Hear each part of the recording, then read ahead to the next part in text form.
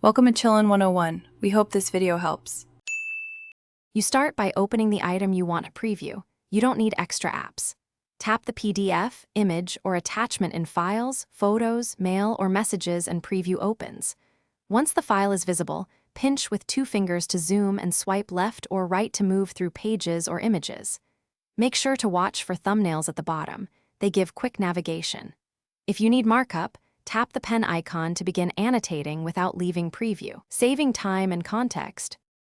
Once you're inside preview, use the built-in tools to act on the file.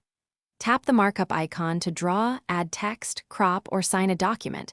This is how you edit without exporting. If it's a PDF, use the search field to locate words or numbers quickly, which speeds up navigation.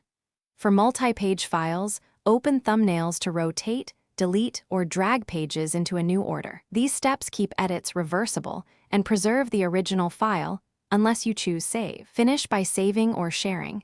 Tap Done to save edits to the original, or use Share to send a copy via AirDrop, Mail, or Messages.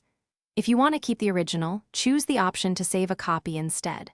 Once done, double-check the file opens and displays edits. If Preview won't open or behaves oddly, force close the app and reopen it, or reboot your iPhone. That fixes most hiccups.